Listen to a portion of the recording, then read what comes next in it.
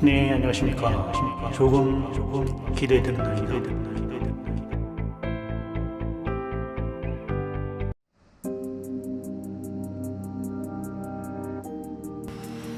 네, 여기는 강원도 횡성의 지치라웃골 농막입니다.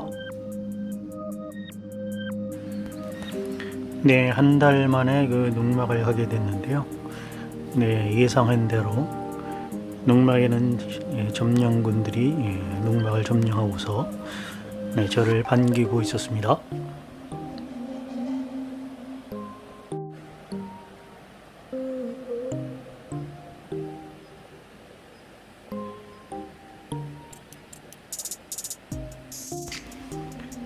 네, 그런데 이제 점령군 속에는 들고양이도 포함이 되어 있네요. 네, 여기 1년 가까이 이제 농막 설치된 지 1년 가까이 됐는데, 고양이라고는 보이지가 않았었는데, 이번에 내려가니까 갑자기 들고양이가 나타나서 저희들이 그 비닐봉지에 음식물을 좀 버려놨었는데요. 그것을 밀고 가서 지금 산에 가서 먹고 있습니다.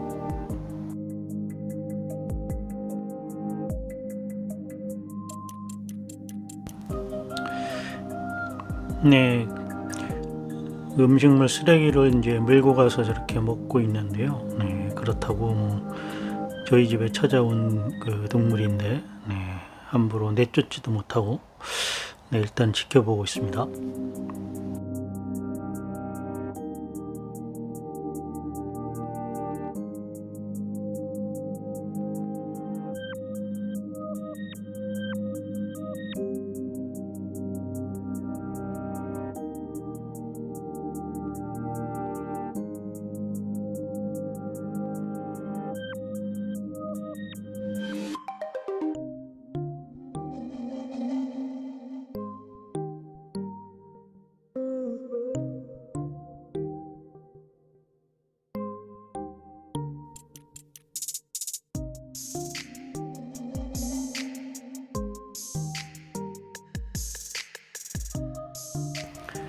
네, 배가 고팠는지 이제 한참 정신없이 그 쓰레기 봉지, 음식물 쓰레기 봉지를 갖고 가서 먹던 고양이가 갑자기 저를 쳐다보고 경계를 하기 시작을 합니다.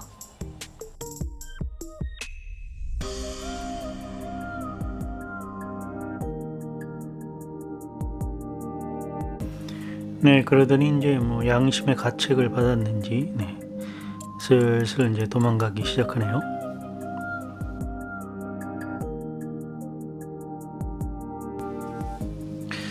오늘은 그 지치라웃골 농막에 가서 그 농막을 점령한 점령군들과 오늘 전쟁을 벌일 건데요.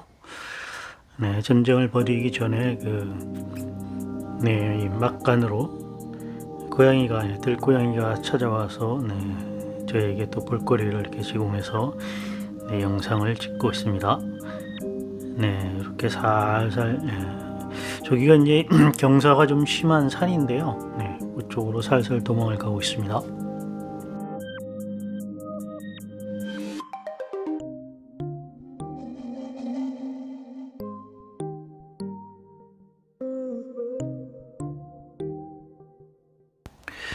제 영상을 이제 꾸준히 보신 분은 아시겠지만 제가 이제 그 800명대를 이제 오늘부로 800명대의 구독자가 이제 넘어섰는데요.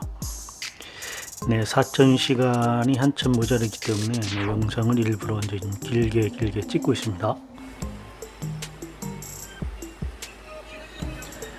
시간 되시는 분들은 좀 영상을 좀 넉넉하게 봐주셨으면 감사하겠습니다. 영상을 무조건 길게 찍으면 여러분들이 좀 너무 지루해 하실 것 같아서요. 영상을 이제 보면서 그래도 좀 지루함을 달랠 수 있는 방법이 뭐가 있을까 이렇게 생각을 한번 해봤어요. 그래서 이제 제가 갖고 있는 책 중에 유대 5천년 불굴의 방패, 이게 이제 유대 5천년의 그 지혜가 담긴 책인데요. 탈무드 황금률 방법이라는 책 중에서 첫 번째 단원에 나오는 것을 여러분한테 한번 소개시켜 보도록 하겠습니다.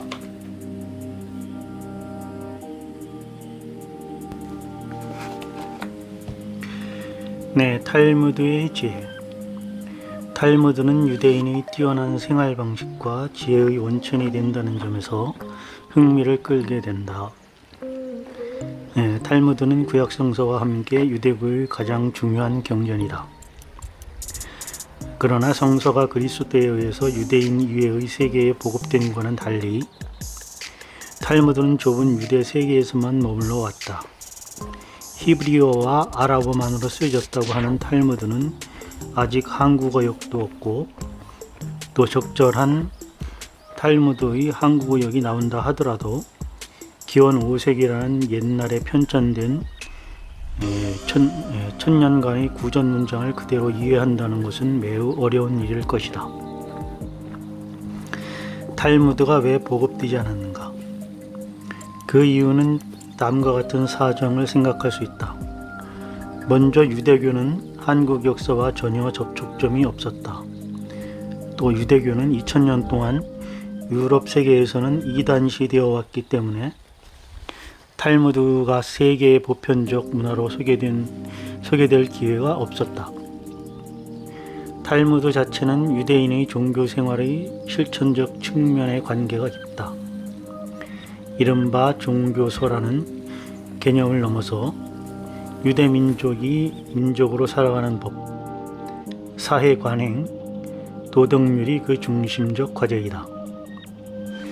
그 중에는 이미 소멸된 예루살렘 신전에서 하던 제의, 전례 등 세밀한 논의 등도 있다.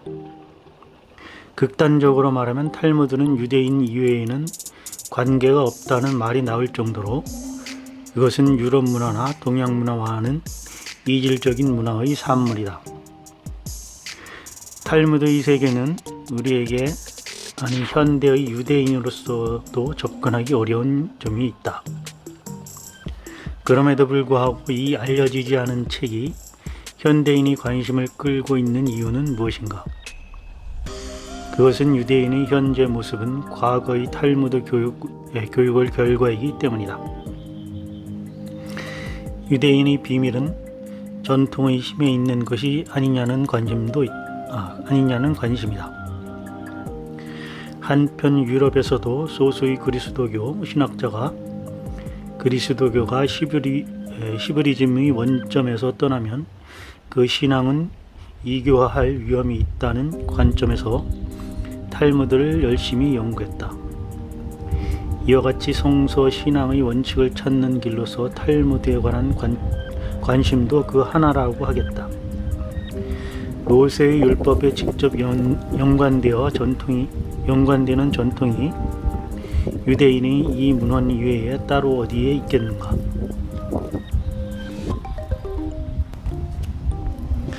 유대인은 신체적인 특징이 없고 인종적으로는 혼혈 민족이다.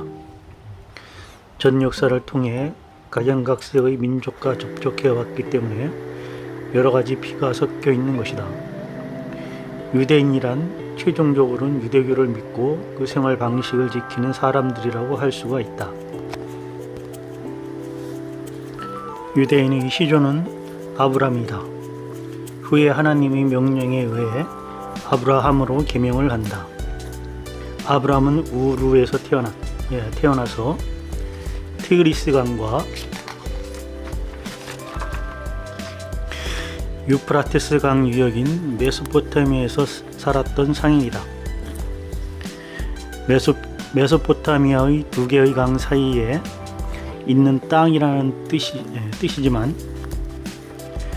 오늘날 이라크를 중심으로 한 시리아의 동부에서 이란의 남부까지 걸쳐있던 지역이다. 우르는 오늘날은 유적으로밖에 남아있지 않지만 아브라함이 자랐을 무렵 메소포타미아의 수메르 제국의 수도였다.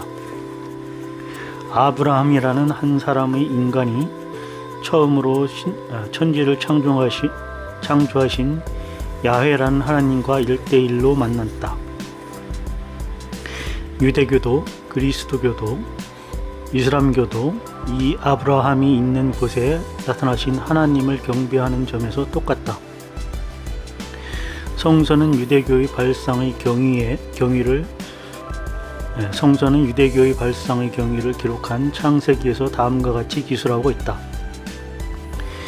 여호와는 아브라함에게 말씀하셨다. 너는 내 집을 떠나 내가 내게 지시할 땅으로 가라. 내가 너로 큰 민족을 이루고 내게 복을 주어 내 이름을 창대케 하리니 너는 복의 근원이 될지라. 너를 축복하는 자에게 내가 복을 내리고 너를 저주하는 자에게는 내가 저주하리니 땅의 모든 족속이 너로 인하여 복을 얻을 것이니라. 아브라함은 여호와와 말씀하신 대로 떠나갔다. 고 돼 있다. 이 단 한마디로 유대인이 야훼께서 약속하신 가나안 땅을 찾아 헤매는 운명의 역사가 시작된다.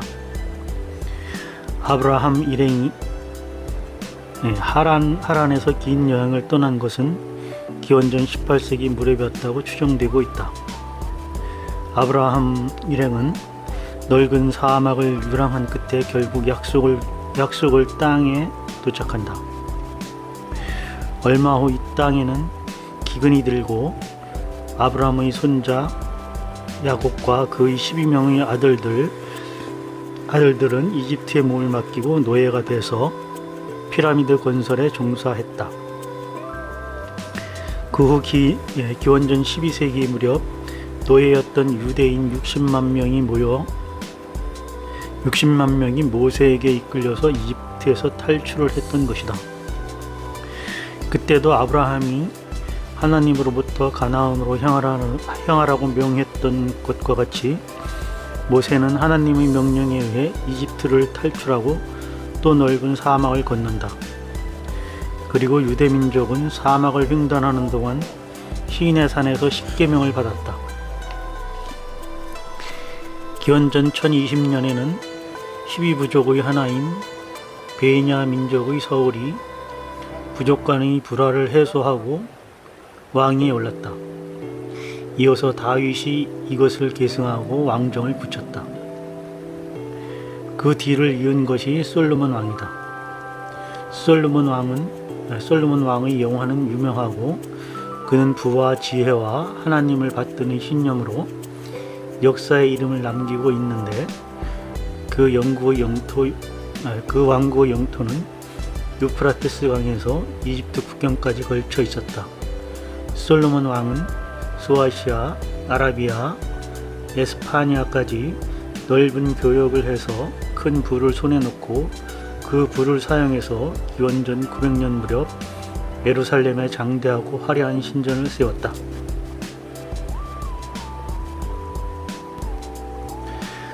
솔로몬 왕의 사후 반란이 일어나서 북쪽의 10부족은 이스라엘 왕국, 남쪽의 2부족은 유대 왕국을 건설했다. 이스라엘 왕국은 아시리아 군에게 정복당하고 추방당해서 그 후 행방을 모르게 되었다. 유대 왕국도 기원전 586년 바빌로니아에 정복당하고 예루살렘의 대신전이 파괴되고 바빌로니아의 포로로 끌려가 죄수 생활을 하게 됐다. 그때까지 예루살렘에 도읍을 두고 그곳에 건설한 신전을 중심으로 유일신을 숭배하고 있었다. 그 시대는 유대 민족사에서는 제1신전 시대라고 한다. 바빌론의 포로로 끌려간 사람들은 조국의 재건을 기도하며 민족의 의지초로서 성서를 편찬하기 시작했다. 회당을 중심으로 종교 예배를 올리고 새롭게 민족 종교가 형성되어 갔다. 이윽고 기원전 538년 바빌론을 정복한 페르시아 제국이 유대민족의 조국 귀환을 허용하여 그들은 이스라엘 땅으로 돌아가 예루살렘의 신전을 재건한다. 그때부터 로마에 의해 정복되는 기원전 70년까지를 제2신전의 시대라고 한다. 유대교는 바로 이 시대에 성립된 것으로 알려져 있다.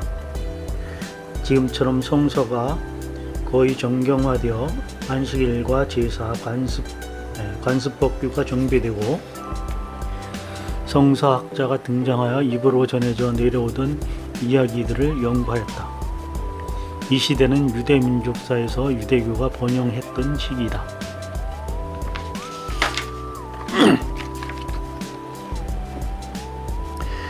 배워야만 산다.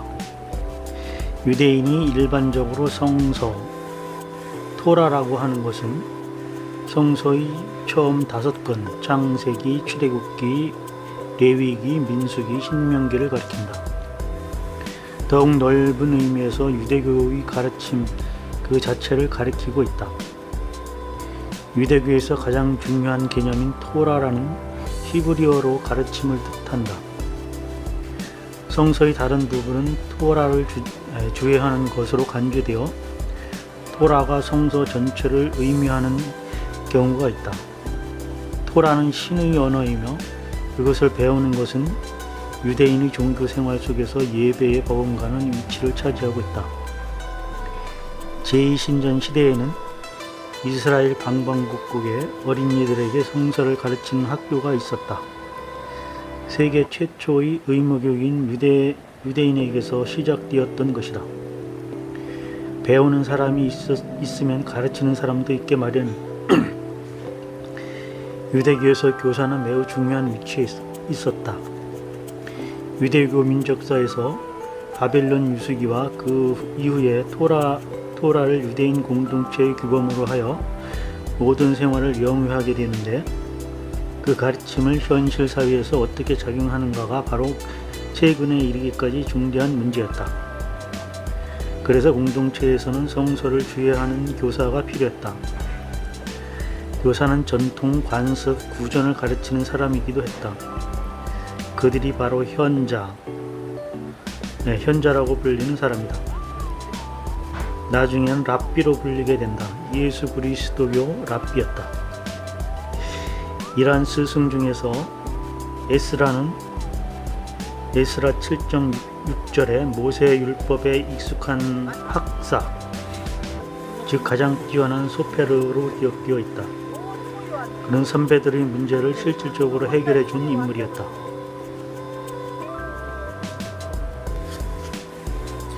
에스라는 최고회의를 창설했다.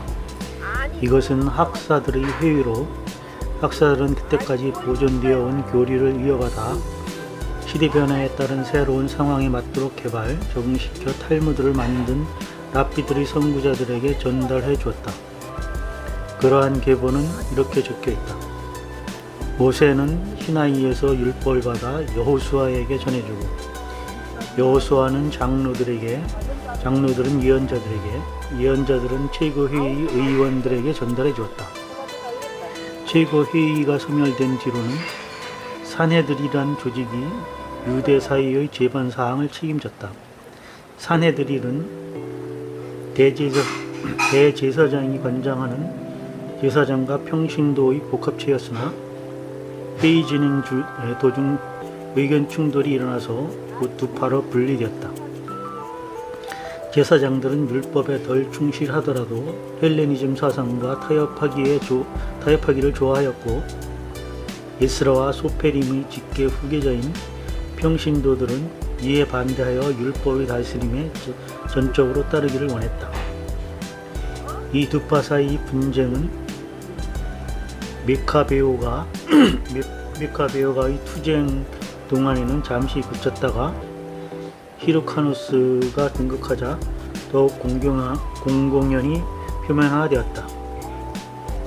이러한 현상은 사두개와 바리새 두 지파가 등장할 때까지 계속되었다.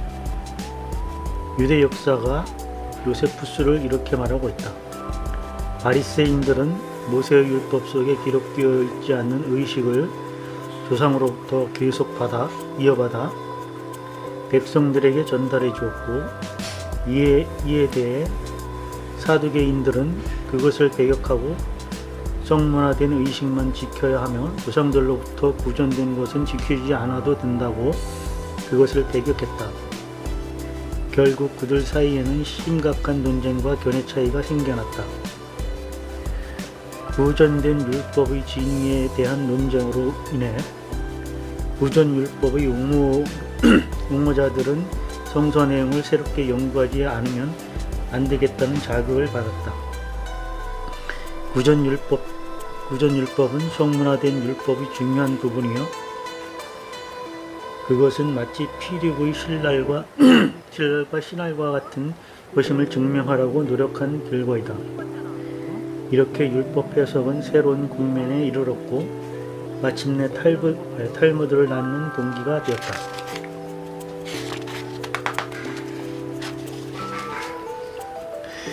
유대교를 이해하는 데 중요한 것은 이렇게 문자로 기록된 토라 외에 문자로 기록되지 않는 구전 토라, 즉 구전 율법이 있었다는 사실이다. 그래서 기록되지 않은 구전 율법을 기억에 의존하여 대대손손 전해주는 것이 유대 현자의 중요한 역할이었다. 따라서 제자의 양성은 전통의 맥을 잇기 위한 중요한 사명이었다. 현자들의 첫 세대를 소페림이라고 했다. 신약 성서에도 율법학자라는 이름으로 등장하고 있다. 기원전 5세기부터 서기 1세기 무렵까지 활약했다. 다음 세대는 서기 1세기부터 2세기까지의 현자들로 타나임이라고 했는데 유대 현자 중에서도 유명한 힐렐 샤마이라는 대학자 시대로부터 랍비 유다하 나시 시대까지 학자를 가리킨다. 그들은 구전율법을 연구하고 발전시켜 랍비 유다하 나시가 최종적으로 방대한 구전율법을 정리 편찬하였다. 문장한 뒤에도 구전이라고 하는 건 이상하지만 전승이기 때문에 그런 것이다. 랍비 유다에 의해 정리된 구전율법을 미슈나라고 한다.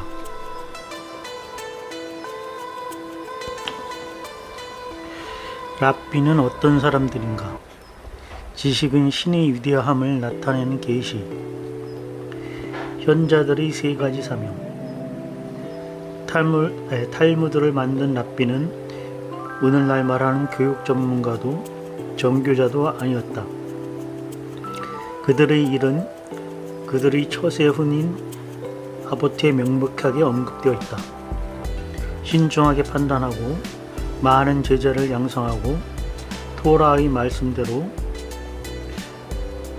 랍비는 소송사건의 재판관 역할을 담당했다.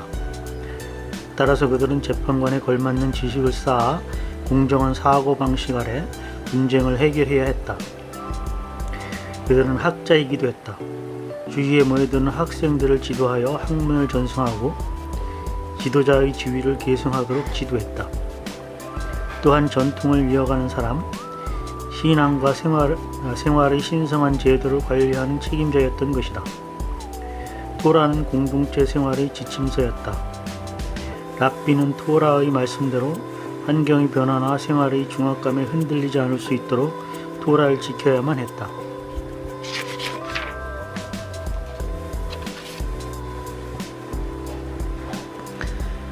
그들에게 있어 율법은 생활과 인간성을 향상시키는 윤리적, 정신적 목표를 달성하기 위한 법적 수단이었다.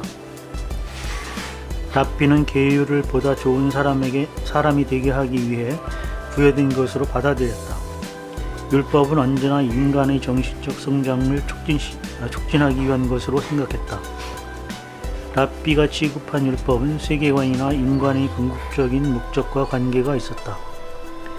랍비들의 행동에는 변함없는 신앙과 깊은 헌신과 정신적인 목적이 들어있었다. 그들의 법률적인 일이나 잡다한 세속적인 일에 종사하기도 했지만 본질적으로는 영적인 사람들이었다. 랍비는 구조적으로 완성된 일관성 있는 사상체계를 구축한 것이 아니었다. 시나이 사람들은 올림푸스의 신처럼 초연한 사람이 아니었다. 시대의 변화나 열정에 흔들리지 않고 세속에서 멀리 떨어진 지적인 세계에서 사색에 잠기는 학자가 아니었던 것이다. 랍비는 머리는 하늘로 향하고 있지만 동시대 사람들과 같은 대지에서 단단히 발을 떼지 않았다. 랍비는 공동체와 함께했다. 그들은 사회 속에 있었으며 사회의 일원이었던 것이다. 그 가르침이나 판단은 그들이 얼마나 사회와 깊고 넓게 관계하고 있었는가를 말해주고 있다. 랍비들의 철학은 하나의 체계로 조직화되어 있지는 않았으나 다양한 사상을 일관성 있게 하나로 묶는 유기적 결합이었다. 세속에 살며 하늘을 우러러본다. 대부분의 랍비들은 수공업자, 대장장이, 도예업자, 농부, 상인, 재봉사 등을 하며 일반 사람들과 똑같이 생활의 중압감을 안고 살아간다. 그러나 학문을 좋아하는 호기심을 바탕으로 오늘날 우리가 세속의 일로 여기는 것에도 관심을 가지고 연구를 했다. 문제를 처리하는 사람으로서 그들은 세속적 일에 대처했다. 그들이 세속의 과학적인 일이나 연구에도 손을 댄 것은 토라의 해석의 성과를 높여 응용하고 싶었기 때문만은 아니었다. 온갖 지식은 신의 위대함을 나타내는 계시이고 신이 창조한 우주의 아름다움과 경이로움을 충만케 한 증거이다라고 생각했기 때문이다. 카셀에서 먹어도 되는 짐승인가 아닌가를 정하는 율법 가운데 많은 부분은 해부학에 관련이 있다. 천문학도 관계가 있었다. 먼 옛날에는 현자들이 제삿날을 정하고 달력을 만들었다. 바빌로니아의 위대한 스승 가운데 한 사람은 천체에 대해 자기가 태어난 마을처럼 잘 알고 있었다. 탈무드의 저편에 걸쳐 식물학과 동물학에 대한 지식을 전제로 하는 율법이 기록되어 있다. 탈무드의 많은 학자들은 여러 나라 언어를 구사하고 그들 민족의 역사에도 정통해 있었다. 그들은 머리 위에 우러러보는 하늘과 발밑 대지에 적극적인 관심을 가지고 있었던 것이다. 랍비는 공동체의 좋은 생활을 하기 위한 가르침을 눈에 보이는 형태로 토라의 길을 통해 열어주었다. 그들은 사람들의 의식의 지도자로서의 모습을 심어주려고 애썼다. 그 모습의 특징은 지적, 정신적, 윤리적인 것이었다. 물론 자신의 힘을 자랑스럽게 과시하려 한 랍비의 이야기도 전해지고 있다. 화를 잘 내거나 날카로운 비판만 하는 랍비도 있었다. 재력이 있으면서도 돈 쓰기를 아까워하는 랍비도 있었다. 이교도가 된 랍비, 무식한 사람과 다를 바 없는 랍비도 있었다. 그러나 탈무드의 좋은 점은 명예를 지키기 위해 이런 교사들의 좋지 않은 기록을 배제하지 않고 정직하게 묘사하고 있는 점이다. 기두총을 구성하고 있는 랍비는 교사로서 전해주고자 하는 가치관을 스스로 본보기로 보여주었다.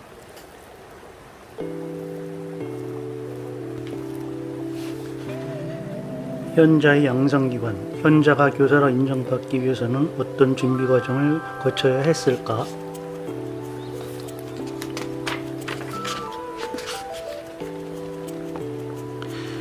고등교육을 담당하던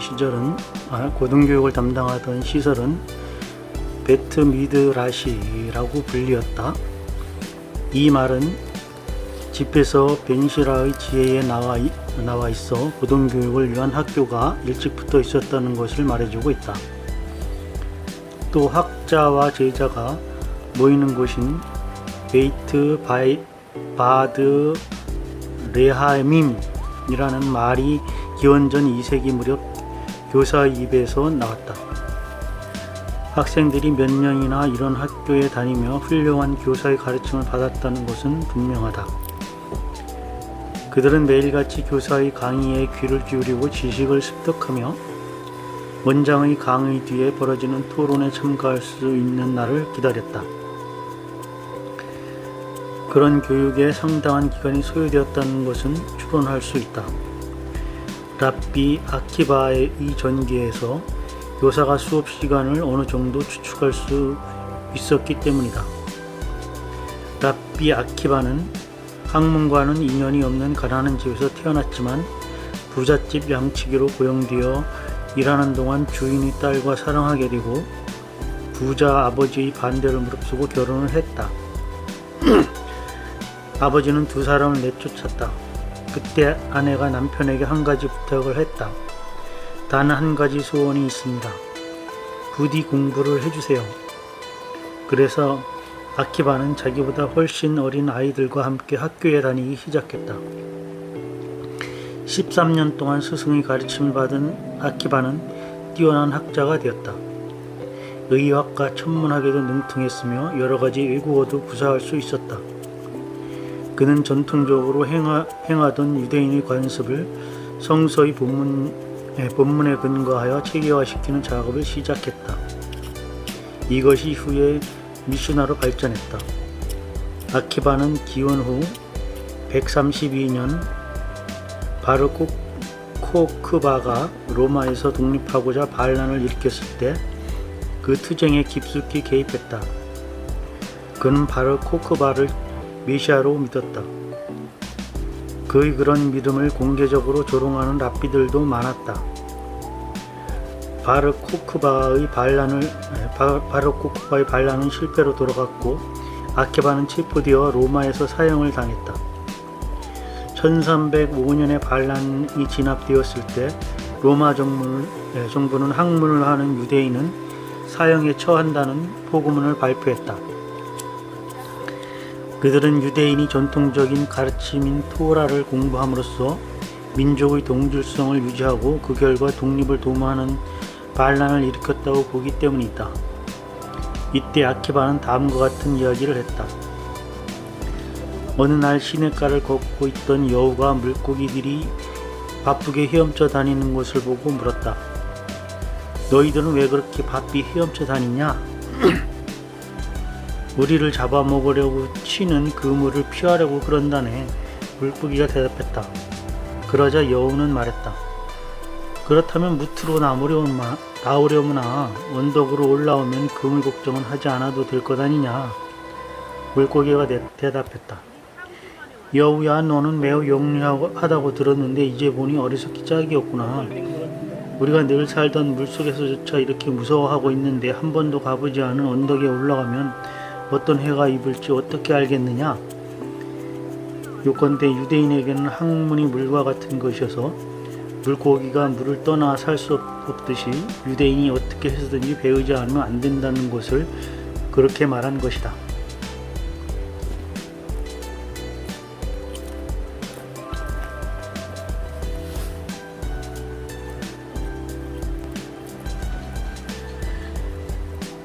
순교한 랍비들. 랍비는 토라를 가르치는 스승이자 논쟁의 중재자, 종교적 지도자였다.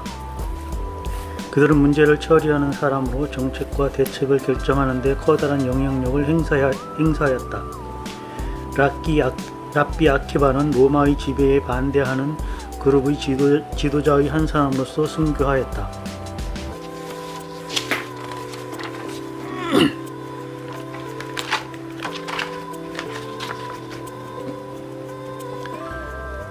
순교한 사람은 랍비 아키바만이 아니었다. 그의 동기 9명이 유대교의 포교와 신앙을 금지한 하드리아누스 황제의 포부에 저항했다. 9사람 가운데 한 명인 랍비 유다 벤 바바는 멀리 도망가 산속에서 5명의 성직자를 길렀다. 랍비 메일, 랍비 유다, 랍비 메시온, 랍비 요셉, 랍비 엘레아자르 벤 사무아의 5명이다. 제자에게 랍비의 칭호를 주는 것은 금지되었고 발견되면 죽음을 면치 못하였다. 왜냐하면 로마 황제가 이 전통을 없애려고 결심했기 때문이다. 랍비 유다 벤 바바는 체포되어 처형당하였다. 다른 한 명의 현자도 절망 속에서 사악한 제국의 공약을 달성하고자 하지는 않을까 두려워하고 있었다. 그러나 그는 신앙을 지켰다. 스승이여, 저희들은 어찌 되는 것입니까? 라는 제자의 질문에 그는 이렇게 대답하였다. 우리에겐 다음 목표가 있다. 평화와 정의를 사랑하는 것. 아직 희망은 있다. 지금도 속죄일 예배에서는 이런 현자들의 순교에 대한 이야기가 빠지지 않는다. 유대 역사에서 가장 처절했던 고난의 시대를 산 현자들의 영웅적 행동과 결의의 증언일 뿐만 아니라 랍비들이 항상 적극적인 지도력을 발휘해 왔다는 것을 상기시키고 새롭게 인식할 수 있기 때문이다. 이 전통은 수세기에 걸쳐 지켜왔다. 중세부터 근대에 걸쳐 학교나 시나고그가 중요한 그 위치를 차지하게 됨에 따라 랍비들은 공동체의 중심에 서게 되었다. 교육은 칼보다 강하다. 로마군 포이아에 있던 예루살렘에 최후의 순간이 다가오고 있었다. 랍비 요한나 벤 자카이는 어떻게 하면 유대인이 승리할 수 있을까 생각했다. 군사적인 승리는 전혀 불가능했다. 그래야 벤 자카이는 유대인이 로마인에게 최종적인 승리를 거두려면 로마인의 칼보다 더 강한 무기를 유대인이 가져야만 한다고 생각했다. 벤 자카이는 예루살렘 신전이 로마인으로부터 파괴되는 일은 어쩔 수 없지만 유대인은 로마인이 파괴할 수 없는 것을 가져야만 된다. 그것이 바로 교육이다. 교육만이 칼보다 강하다라고 생각했다. 로마인들은 그들의 자손에게 칼을 전해줄 수 있었다. 그러나 유대인들은 칼보다 더 강한 교육을 자손 대대로 전해갈 것이다. 그렇게 되면 언젠가는 유대인이 로마인에게 틀림없이 승리할 것이다. 벤 자카이는 교육을 성서를 가르치는 것이라 생각했다. 성서는 유대인의 신앙과 지혜의 원천이기 때문이다. 벤 자카이는 예루살렘을 포위한 로마군의 화톱불을 바라보면서 이제 유대인이 패배를 인정하는 시기는 왔다. 이 현실을 직시할 필요가 있다고 생각했다. 그러나 예루살렘을 포위하고 있는 로마군은 예루살렘 성벽 밖으로 사람이 나가는 것도 또 밖에서 안으로 들어오는 것도 용납하지 않았다. 그리고 성 안에서도 카나임이라는 과격파가 유대인이 성 밖으로 탈출하여 로마군으로 도망가는 것을 삼엄히 감시하고 있었다. 그러나 벤 자카이는 미래의 유대인을 위하여 하나의 씨앗을 뿌리려면 로마군의 사령관을 만날 필요가 있다고 생각했다. 그는 하인들을 시켜 자기가 중병에 걸렸다는 소문을 퍼뜨리게 하고 다음 날 자기가 죽었다는 소문을 또 퍼뜨리게 했다. 하인들은 그대로 했다. 벤 자카이는 스스로 관 속에 들어가고 하인들은 그 관을 메고 성 밖으로 나갔다. 묘지는 마을에서 떨어진 곳에 있었고 과격파들도 시체를 성 밖에 매장하는 것은 허락하고 있었다.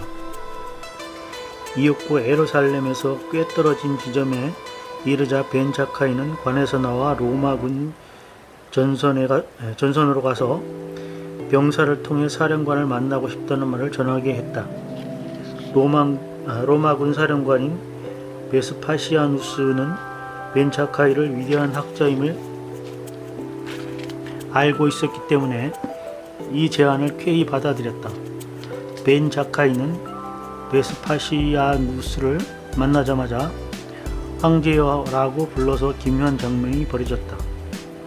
베스파시아누스가 벤 자카이와 한동안 이야기를 하고 있는데 로마에서 파견된 사자가 숨을 헐떡이며 달려들어와 로마에서 황제가 죽고 원로원에서 베스파시아누스를 황제로 선출했다고 전하는 것이었다.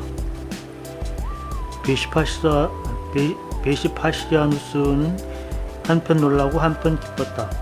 그는 벤 자카이가 예언하는 능력에 놀라움에 탐복하여 벤 자카이의 말에 더욱 귀를 기울이고 자기가 할 수 있는 일이라면 무엇이든지 들어주겠다고 말했다. 벤 자카이는 예루살렘을 파괴하지 말아달라고 부탁하고 싶었지만 그것이 불가능하다는 것을 알고 있었다. 당시 로마군이 싸움터에 나가면 상대방의 도시는 반드시 약탈되고 파괴되었고 불살라졌다. 로마군이 예루살렘까지 원정온 이상 만일 베스파시아누스가 예루살렘을 구원해 준다면 로마로 들어갔을 때의 그의 지위가 위태로울 것은 틀림없는 사실이었다. 그러나 건물 하나는 구할 수 있으리라 생각했다. 그는 가슴속으로 생각했다. 그것은 신전이 좋을까? 아니야, 신전이 유대인을 구해줄 수는 없지. 지켜야 할 것은 건물이 아니라 성서와 그 교사인 납비야. 그리하여 벤자카이는 황제에게 야분의 도시를 파괴하지 말아달라고 부탁했다. 야분에는 지중해 연안에 있는 인구가 적은 도시로 산업도 보잘것이 없었다. 그러나 거기에는 대학이 있어 많은 학자들이 성서를 가르치고 있었다. 황제는 그의 제안을 쾌히 받아들이면서도 어이가 없는 표정이었다. 소원치고는 너무나 보잘것없는 곳이라고 생각했던 것이다. 로마군이 예루살렘으로 들어오자 시내는 불바다가 되고 신전은 파괴되고 약탈이 계속되었다. 그러나 야분에만은 고스란히 남았다. 이리하여 끝내 유대인은 벤자카이가 생각한 것처럼 로마를 이겨낼 수 있었던 것이다. 예루살렘이 파괴되었을 때 벤자카이는 야브네에서 성서를 읽었고 대학의 교수와 학생들은 상복을 입었다. 유대인이 상복을 입은 기간은 다른 민족과 달리 몹시 짧다. 그 기간 동안 몹시 슬퍼해야 하지만 상복은 너무 오래 입으면 안 된다. 거기에는 슬픔에 너무 젖어 현실을 직시할 수 없게 되어서는 안 된다는 지혜가 들어있는 것이다. 벤자카이는 유연성이 몹시 풍부한 두뇌와 정신의 주인공이었다. 그는 야브네로 옮겨가자 파괴된 예루살렘을 복구하려 하지 않고 그곳에 유대의 최고 재판소를 재건했다. 원래 최고 재판소는 예루살렘에서만 개설할 수 있도록 규정되어 있었지만 그는 그것을 타파하였다.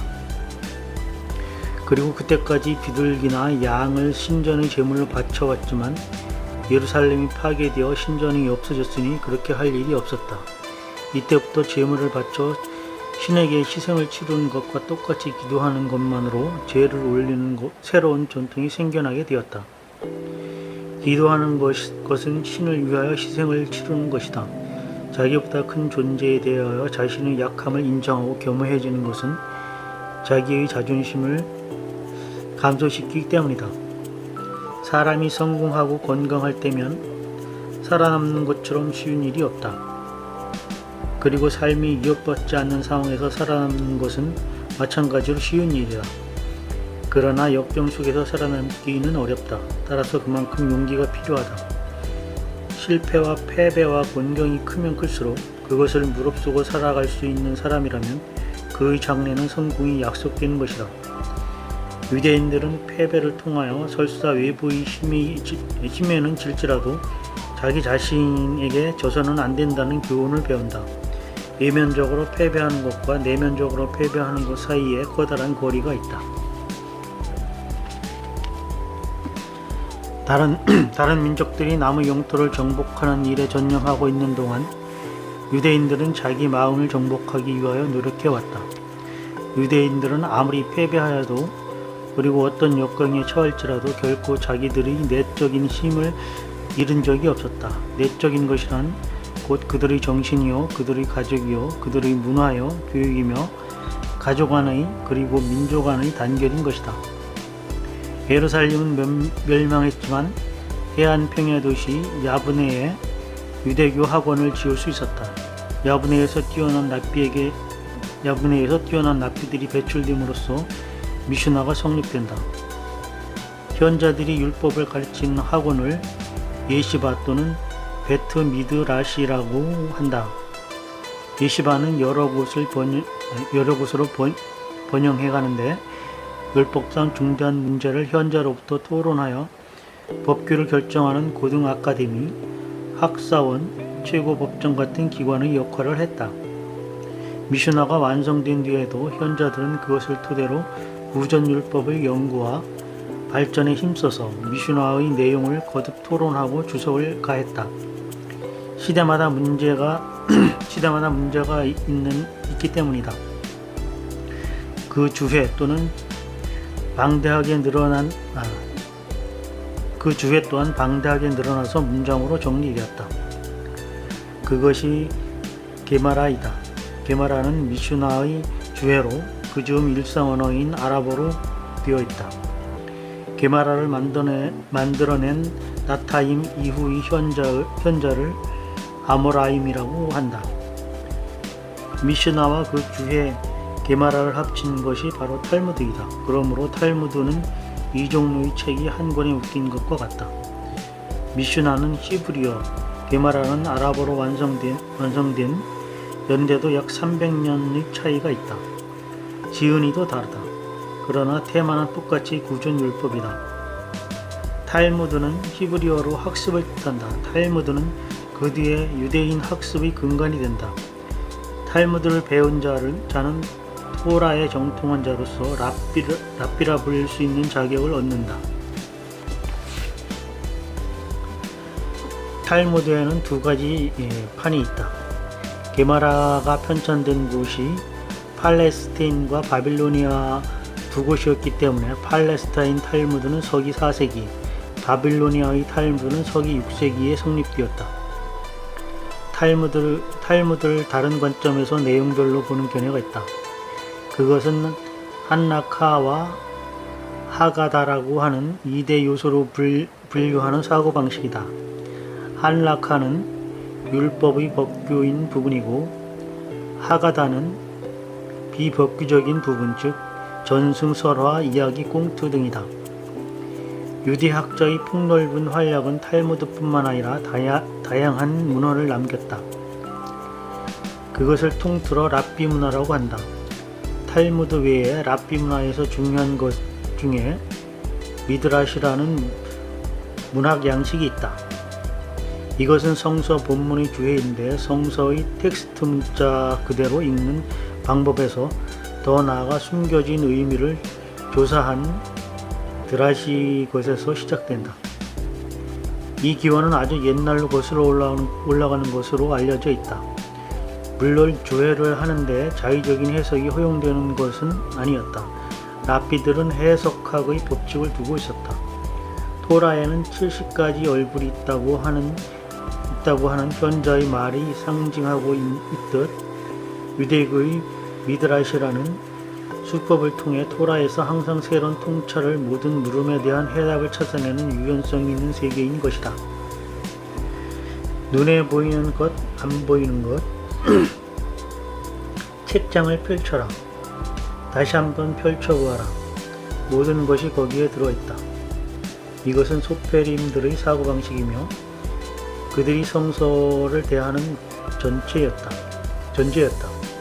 하지만 성서의 말을 신철하는 동안 곧 그들은 여러가지 어려움에 부딪히게 된다. 성서에 기록되어 있는 것이 모두 곧바로 실천에 옮길 수 있는 것은 아니었던 것이다. 성서는 원래 신에 의한 것이었음에도 불구하고 애매한 곳이 군데군데 있었다. 거기에는 신의 말씀을 행동으로 옮길 때의 확실한 방향이 제시되어 있지 않았다. 의도가 분명하지 않거나 의미를 알 수 없는 말만 나열된 부분도 있었다. 법률과 제도가 일반적인 언어로 적혀 있을 뿐 세세한 기술이 없어서 그것을 지키는 방법을 알 수 없는 경우도 종종 있었다. 여러 번 되풀이해 나오면서도 왜 그렇게 빈번히 나오는지 까닭이 설명되어 있지 않는 경우도 있었다. 또 명백한 모순이 전혀 없는 것도 아니었다. 성전의 경우 이러한 애매함이 어려움을 저자 탓으로만 돌릴 수는 없다. 그것을 읽는 사람의 연구와 이해가 미치지 않기 때문이라고 밖에 설명할 수 없다. 성서를 저술한 바로 그 손으로 창조된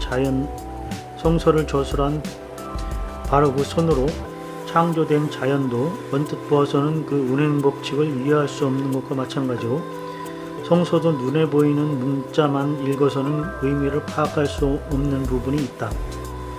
표면적으로는 모순으로 보이는 말도 탐구심과 끈기를 가지고 연구했을 때 비로소 그 숨겨진 의도가 명백해진다.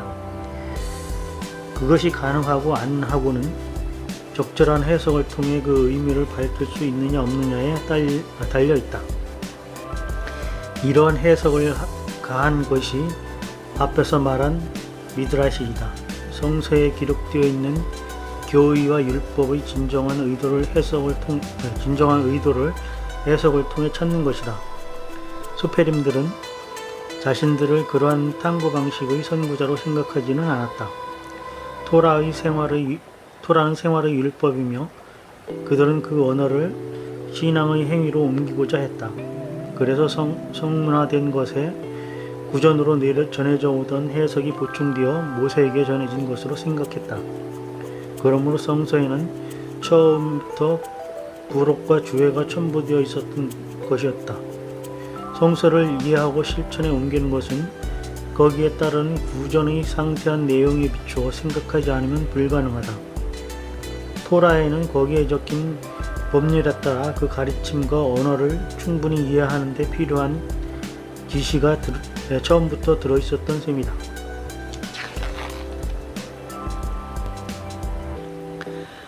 따라서 소페림과 그 뒤를 이을 사람들은 자신들이 성서의 의미를 불어넣었다고는 생각하지 않는다. 성서 안에 처음부터 들어있던 의미를 추론하여 해독하고 있는 것으로 생각했던 것이다. 처음부터 거기에 있지도 않은 것을 보태어 읽는 일은 결코 하지 않았다. 토라 전체를 통해 그 의도를 분명히 밝혀주는 상징이 들어있었고 해석상의 법칙도 있었다. 거기에 따르기만 하면 언어만으론 불명확할 때도 정확하게 의미를 유추할 수 있었다. 해석자들이 할 일은 발견이지 새롭게 만들어내는 것이 아니었다.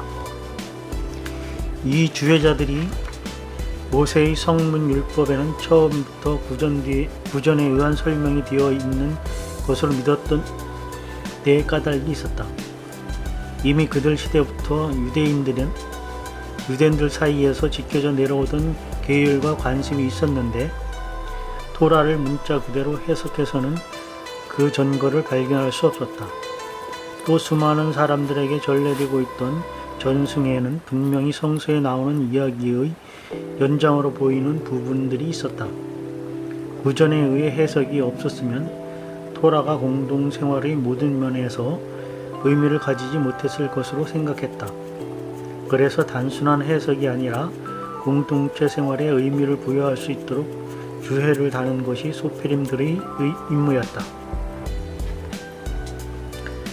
말로 전하라. 진리를 더 얻으리.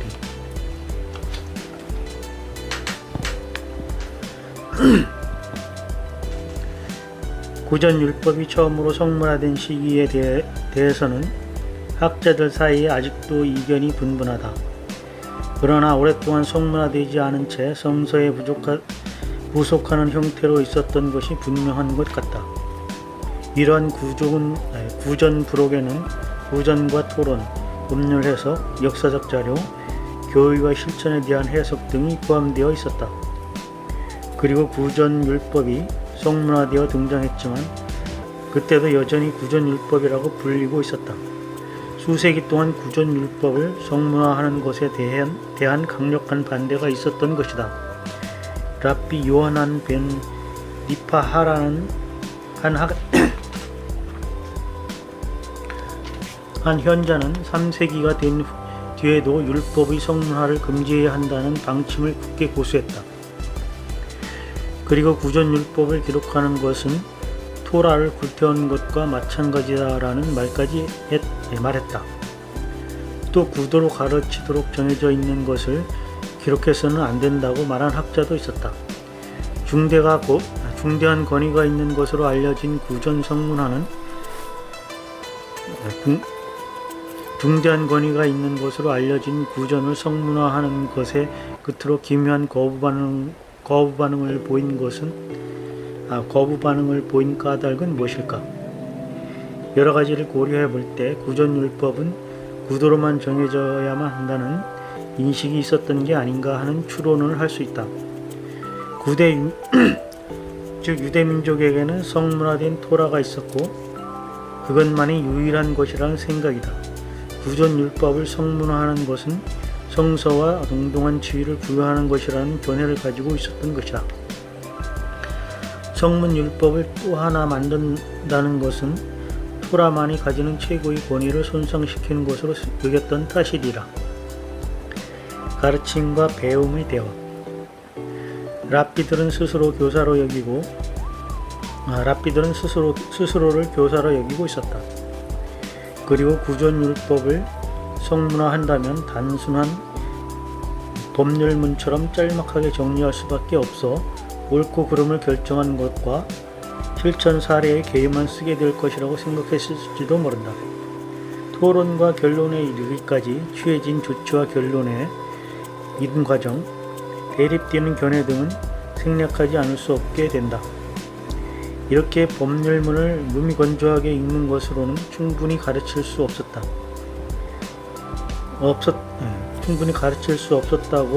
없다고 그들은 생각했을 것이다.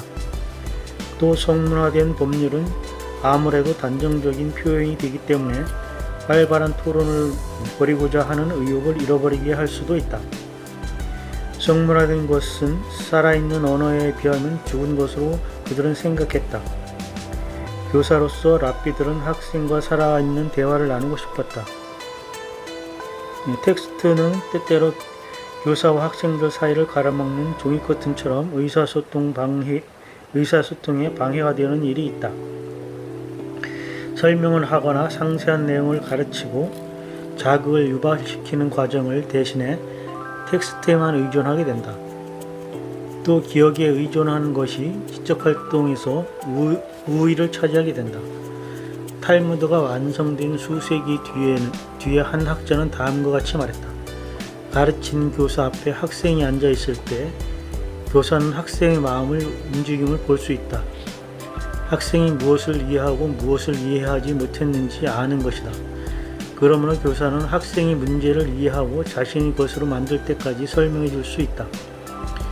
율법이 성문화되면 이러한 일은 도저히 불가능하다. 문자로 쓴 것에는 한계가 있기 때문이다. 구도로 말한 것을 글로 쓰게 되면 특히 교육 분야에서는 간결하게 줄이지 않을 수 없어 의사 전달 작용의 힘과 효과를 약화시키게 된다. 또 랍비들은 기도에 대해 기도는 서류를 읽는 것처럼 외워서는 안 된다고 말했다. 또 어떤 현자는 기도를 일상적인 행사처럼 해치워서는 안 된다고 충고했다. 매일 새로운 기도를 올리는 것을 원한 현자도 있다. 이러한 것은 교육에도 적용할 수 있을 것이다. 유대인들은 성문화된 텍스트에 의존하는 것의 위험성을 간파하고 교사와 학생의 가장 좋은 커뮤니케이션의 방법은 우두에 의한 것이라고 생각했다. 교사와 학생의 살아있는 대화의 드라마가 대부분 구도로 계승되어 온 전통 속에서 지켜지고 있었다.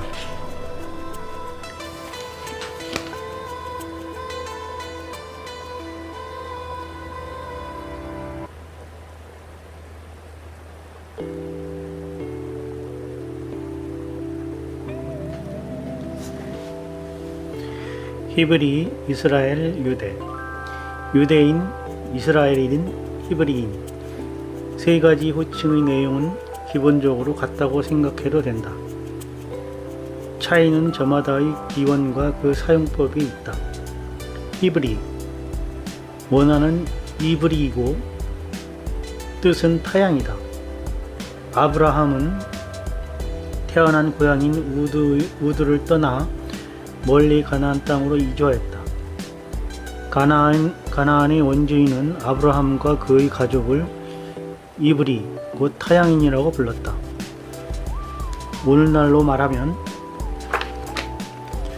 차별 용어인데 그 멸시하는 말을 자신들의 호칭으로서 나중에 예사로 사용한다는 점이 유대인의 유머와 감각이라고 말해도 좋다. 이스라엘, 야곱, 아브라함의 손자.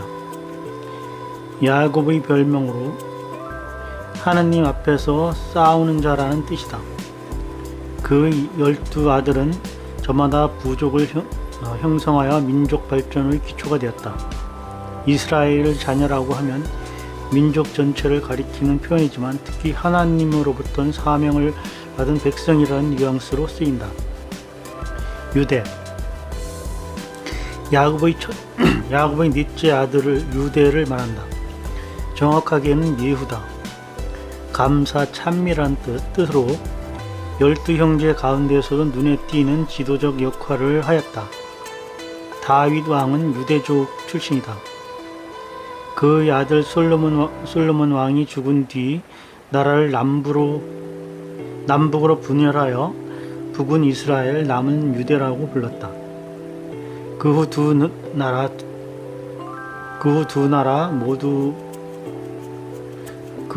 나라 모두 다른 민족에게 정복되지만 가까스로 살아남은 사람은 유다에 있던 사람들이었다. 그러므로 유다가 오늘날 전 민족의 호칭이 되었다. 이것이 세 가지 호칭의 유래다. 다만 현대에 와서 국가를 지칭할 때 이스라엘 공화국, 민족이나 종교를 말할 때 유대인, 유대교, 언어일 경우에는 히브리어 그렇게 구별해서 쓴다.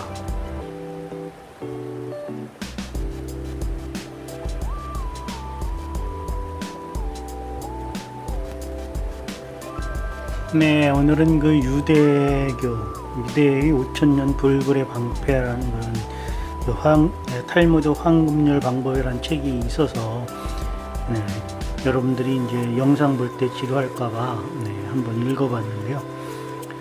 책을 학교 다닐 때 읽다가 쭉 이렇게 소리내서 읽는 것은 안 해보다가 이제 처음 해보니까 상당히 이게 힘드네요. 그것도 이 책을 읽는 것도 이제 연습을 많이 해야 되는데 연습을 안 하고 책을 읽다 보니까 이게 숨 쉬는 것도 막 제대로 숨을 쉬지도 못하겠고 이게 쉬운 게 아니네요. 유튜브 하시는 분들 중에서 이제 그 소설책을 읽어주시는 분들 이제 제가 가끔 보고 있는데요. 책을 읽는 게 참 쉬울 것 같다, 참 쉽게 유튜브 하신다 이렇게 생각을 그 전에 그 유튜브 영상을 보면서 생각을 했었는데 실제로 제가 해보니까 이게 보통 힘든 일이 아니네요.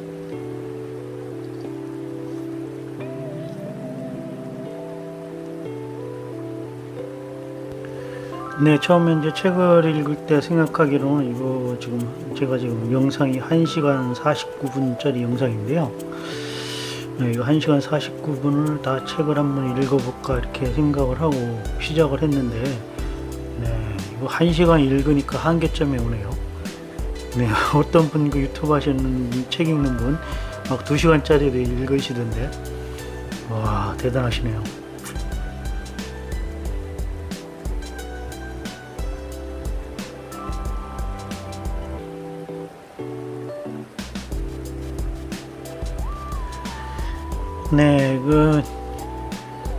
저희 구글에서 그 승인을 내줄 때 구독자 1000명 그러고 이제 시청 시간 4000시간 이것 때문에 참 애를 먹고 있는데요. 저도 똑같습니다. 지금 이제 구독자 800명 넘어갔는데요. 지금 4000시간 한참 모자르기 때문에 지금부터 4000시간을 채우기 위해서 영상을 길게 편집을 될 수 있으면 안 하고 길게 이렇게 찍어가지고 올리고 있는데요. 저를 좀 응원해 주시는 분들 수고스럽지만 볼 거 없는 영상이라도 좀 길게 좀 봐주셨으면 아주 감사하겠습니다. 제 영상 이렇게 길게 봐주시면 또 이제 저보다 구독자들 좀 적으시는 분들이 있잖아요. 그런 분들 이제 나중에 시간 모자르시다 그러면 저도 찾아가서 그 사용하지 않는 공폰이 있으니까 그것으로 여러분들에게도 제가 도움을 드릴 테니까요. 제 영상 좀 많이 봐주시기를 거듭 부탁드립니다.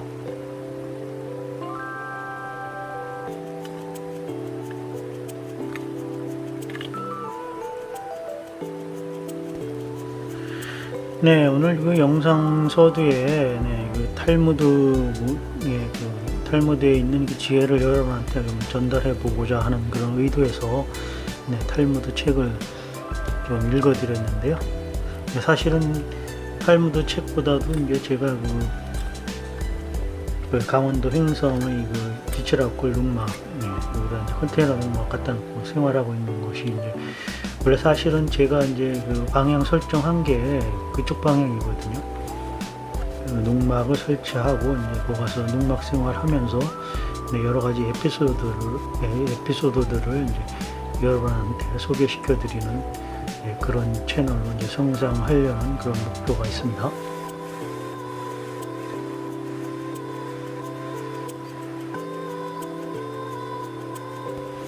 네, 그런데 이제 지금은 그게 지금 체계적으로 지금 안 되고 있어요. 이게 지금 제가 아직 현업에 그 종사를 하고 있기 때문에 일을 하다가 일이 없을 때만 이렇게 내려가야 되는데요.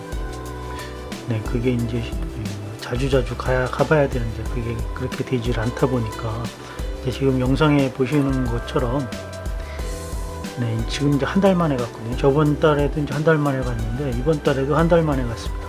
한 달 만에 가보니까 아까도 말씀드렸지만 제목에 말씀드린 것처럼 풀들이 점령을 다 해서 점령군이 되어버렸어요. 지금 점령군들하고 전쟁을 지금 치르고 있는데요. 시골 농막에 가서 좀 이렇게 쉬고 좀 즐기고 이런 생활을 해야 되는데 저는 아직까지 그러지 못하고 있습니다.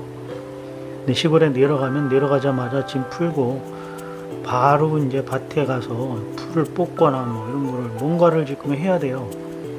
지금 제가 농막만 이제 덜렁 갖다 놓고 지금 시설이 아무것도 안 돼 있거든요. 지금 물도 이제 먹는 물은 사가지고 가서 먹고 또 뭐 씻고 이러는 거 이제 깨끗하게 씻어야 될 것은 이제 윗집에 가서 물통을 가져가서 이제 얻어다가 사용하고 당장 급한 게 이제 물을 해결하는 게 급한데요. 여기 이제 우물을 파든지 뭐 아니면 지하수를 돈을 들여서 파야 되는데 지하수 대공 파는데 뭐 600만원, 700만원 그렇게 달라고 그러더라고요. 이게 뭐 한두 푼 드는 게 아니라서 선뜻 이렇게 하기가 참 그렇습니다.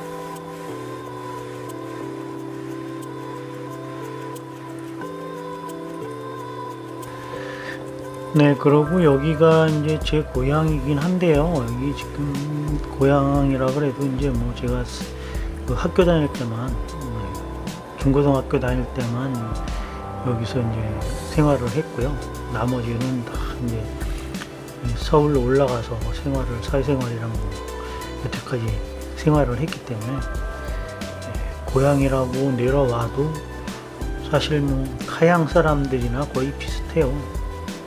그래갖고 여기가 지금 그 마을에서 한 500m 정도 떨어진 지역인데요. 비포장된 데가 한 300m, 400m가 지금 비포장 상태고 나머지는 이제 콘크리트로 농로처럼 이렇게 포장된 데가 한 200m, 300m 되고 그 다음부터가 이제 아스팔트이고 이런데요. 여기는 이제 집을 짓지는 못합니다. 여기는 집을 지으려고 그러면 도로가 나야 되는데 여기 도로에 걸쳐 있는 땅들이 옛날에 그 다들 이렇게 그 밭이나 논으로 사용하던 그런 땅들이라서 다 주인들이 다 있습니다. 땅 주인들이. 그분들한테 그 도로로 사용되는 것을 이렇게 이제 허락을 받거나 아니면 이제 그 땅을 매입을 해서 도로다가 이렇게 만들어야 되는데요.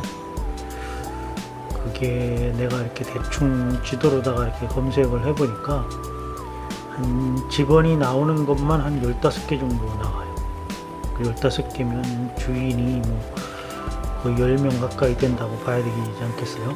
그렇다면 그 10명들하고 협상을 해야 되는데, 네, 그것은 돈이 아주 많지 않는 이상은 불가능할 것 같아요. 그래서 산도 이렇게 포함이 되어 있는데요. 산 같은 경우에는 10,000평, 20,000평 막 이렇잖아요. 그럼 그거를 내 땅을 다 사지 않으면 내 도로를 못 내주겠다 이러면 그건 불가능한 거죠. 10,000평, 20,000평을 어떻게 사겠어요. 그래서 지금은 그래도 통행이 이렇게 차가 다니는 것을 이렇게 막거나 이러지는 않는데요. 네, 제가 이제 여기를 좀 좋게 번듯하게 해놓고 시설도 좀 해놓고 있고 하고 싶어도 나중에 그 땅 주인들이 어떻게 나올지 모르거든요. 그 사람들이 당장에 땅을 가서 돌덩이 같은 거 갖다 막아놓고 다니지 마 이러면 다닐 수가 없게 되니까, 그렇게 되면 애써서 돈 들여갖고선 많이 해놨는데 그 다음서부터는 이제 사용을 못하게 될 수도 있으니까, 그것도 좀 고민이 되기는 돼요. 그래서 이제 선뜻 여기다가 돈을 몇백만 원, 몇천만 원 이렇게 들여갖고 시설을 하는 것은 좀 망설여지더라고요.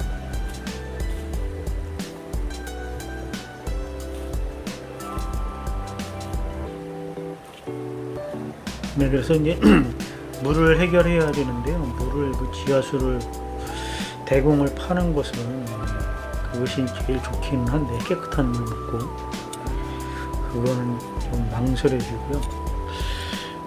그 다음으로 이제 생각해 볼 수 있는 게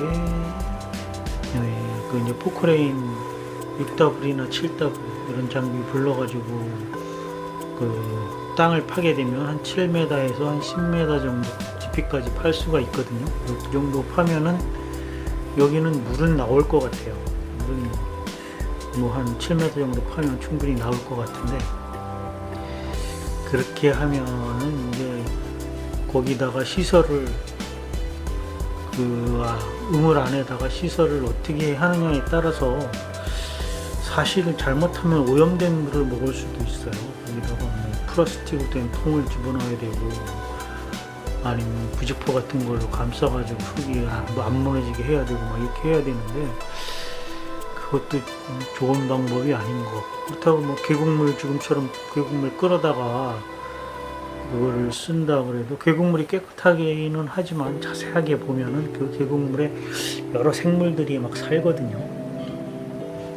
그런 거를 또 잘못 먹으면 오히려 또 시골에 와서 건강한 생활을 해야 되는데, 오히려 또 오염된 그런 걸 먹어가지고 몸에 탈이 날 수도 있고, 그래서 참 이런 거 하는 것도 참 걱정이 많이 됩니다.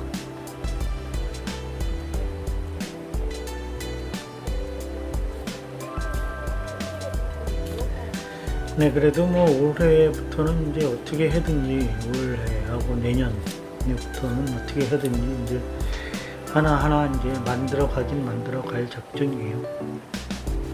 우선 이제 텃밭, 작은 텃밭부터 이제 쌈채소나 해먹을 수 있는 텃밭부터, 또 가을에는 이제 배추나 무 같은 거 이렇게 해서 김장용으로 심어 먹을 수 있는 그런 공간부터 올해는 좀 마련을 할 거고요.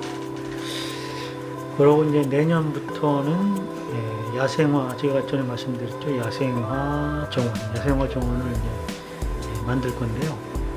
그거를 야생화 정원을 예쁘게 조그맣게 시작을 해서 예쁘게 한번 만들어서 그런 과정을 여러분한테 유튜브로 영상으로 만들어서 소개시켜 드리는 그런 채널로 방향을 한번 잡아가도록 할 작정입니다.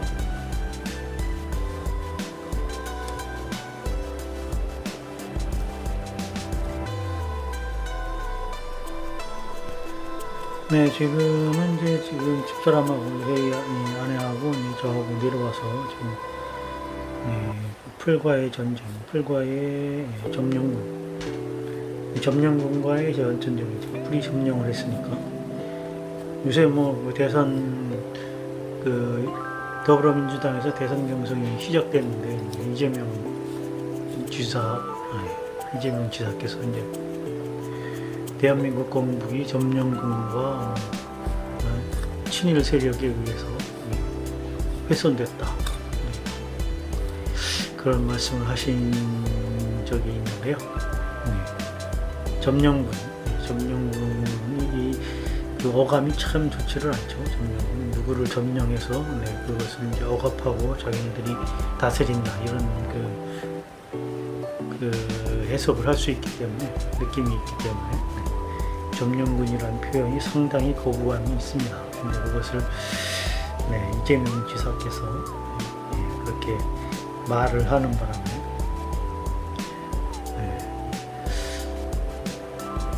이재명 지사가 저도 이재명 지사의 그런 그 추진력 이런 정책 일부 그런 정책들은 참 제가 지지하는데요.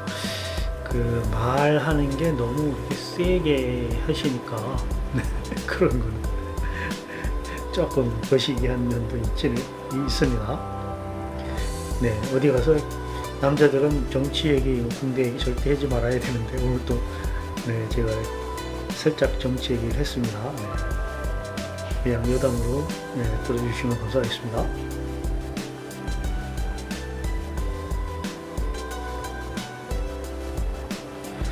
하여간 여기 지질학골에 도착하자마자 지금 풀 뽑고 쉬지도 못하고 계속 일을 하고 있습니다.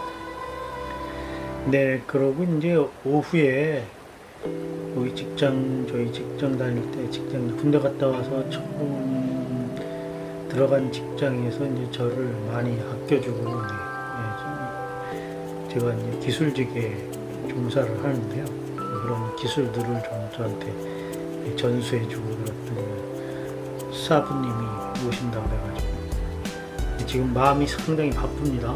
지금 뭐 여기 한번 와보겠다 그래서 오시라고 그랬는데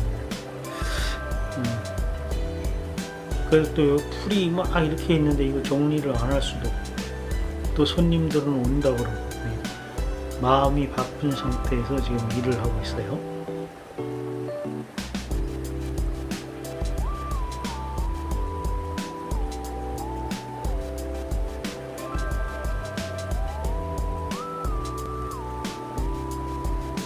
저 좌측, 영상 좌측으로 보이는 것은 이건 토마토입니다. 토마토를 3개인가 심어놓은 수 있는데요. 3포기 정도. 그거를 이제 저번에 맨 밑에 있는 줄 정도만 한 달 전에 그 정도만 올라와서 거기만 유도줄을 이렇게 띄워놓고 넘어지지 말라고 해놓고 갔었는데요. 한 달 만에 와보니까 지금 2번째 줄 매있죠. 그 정도까지 토마토가 자라가지고 널브러져 있었어요. 밭에. 한 달 만에 오니까 그렇게 됩니다. 원래 그 농사는 매일매일 들여다 봐야 돼요. 그래야 농사가 되는데 이거 뭐 한 달 만에 와가지고 이사단이 났네요.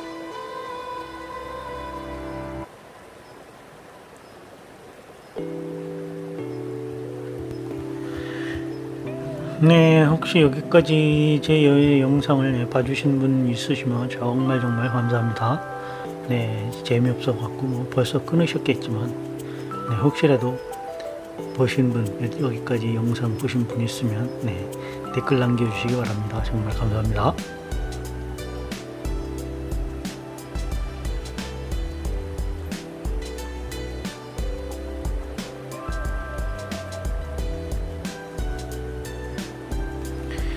시간 되시는 분들은 공폰으로 끊지 마시고 끝까지 좀 쭉 한번 봐주셨으면 정말 감사하겠습니다.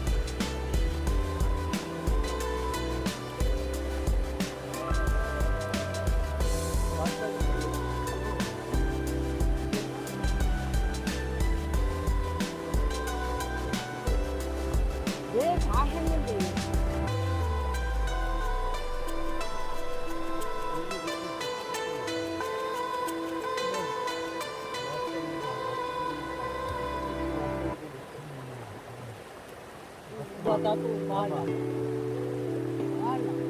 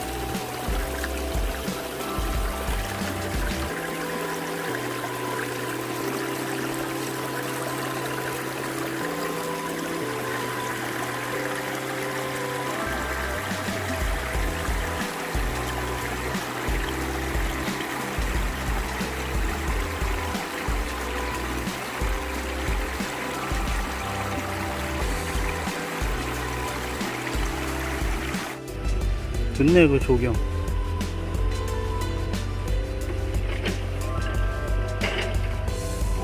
뭔지 이름 아는데 알아.